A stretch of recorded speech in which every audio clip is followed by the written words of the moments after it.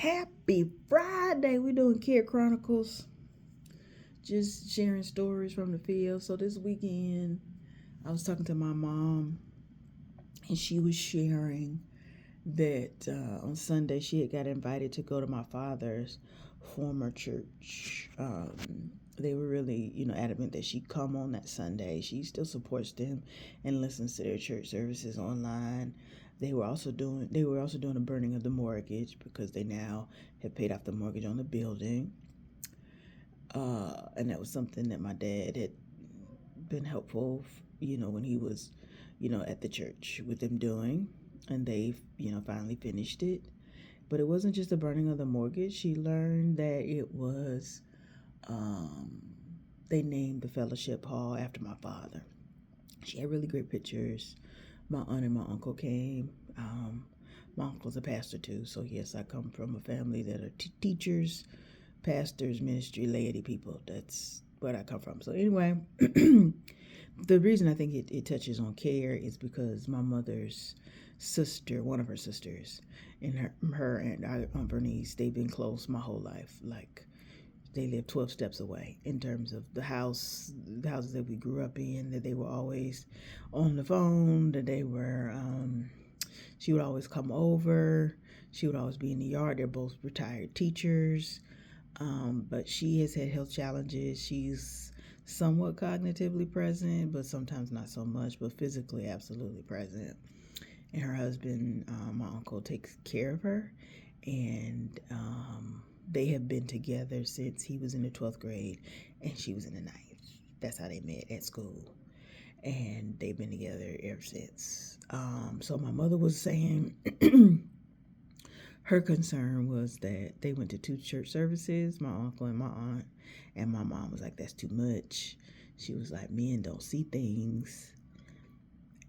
I don't really know what in that story. I think what I heard most is my mom was talking about how my aunt sat with her, and sometimes with my aunt's health, she has behaviors that are not necessarily what they normally would be. She has a mass on the on the base of her brain. They do not know what it is. Well, according to my uncle, they watch it. There isn't anything that they've said that they must do. But they've known that for now probably 3 years or 2. So it has affected how she interacts with others, as well as her cognitive presence. Sometimes she's physically, cognitively present, and sometimes she's not. And what I heard most in that conversation was my mother's concern about aging. The things that my aunt does that she normally wouldn't do, and how she is at events, and how that's not normally the way she would present. And thinking about the challenges that is to aging is that it's so varied and multifaceted for people. And also dealing with the grief of your expectations or hopes of how you thought it would be, like how she thought maybe she and my aunt would age, and the way that it actually is. And more so, what do you do when my aunt was one of the persons that she probably would have leaned on a lot, or but that doesn't exist, or that is impossible for them to have those type of conversations because my aunt isn't cognitively, she can't carry that anymore. And it's been that way probably since 2022. And the grief of that, as well as watching aging, as well as watching, I know one of the concerns is if it gets too much for my uncle, the plan is for them to go stay with my cousin, which is their daughter. My uncle will go right now, but my aunt does not want to go.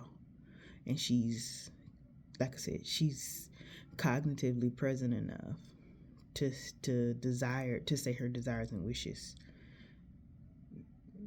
So she's like, no, I don't want to go live there. I want my stay at my house. So it's interesting to think about that. But then funny stories happen too, because there's a senior center near the house, my childhood home, and my mother has started going there for activities. And she said to me a couple of days ago, she asked my aunt, did she want to go? And my aunt looked at her and said, that's for older people. I am not an older person. That still cracks me up. It's like I told my mom, that's that fire is still present. Because I also remember she was trying to do something when I was there once. And I was telling her, Aunt Bernice, you need to wait because, Uncle Charles is going to come. And she looked me in my face and said, Charles ain't none of my daddy. I said, you know what? I'm going to stay out of grown folks' business. But care is so multifaceted. It's so varied. And people are doing their best, or they're trying to figure out, what is the best that they should do. And how does that look? And it varies day to day. And sometimes the way it looks to others and the way that it actually is not always the same. So that's interesting in watching that conversation, and how sometimes people gender that conversation and say men don't do this and men. And I don't know if that's always the case. Sometimes maybe.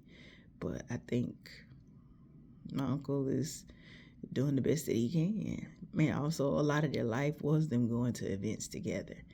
And sometimes maybe he wants to go to an event. So I don't know. And I feel like it's not my place to navigate that. I just sit on the sidelines and listen, which is also interesting because you want people to have bodily autonomy and make their own decisions. And I'm grateful that my mother can do that for herself. I want her to be able to do it for her as long as she can. And not because I don't want to do anything or anything negative.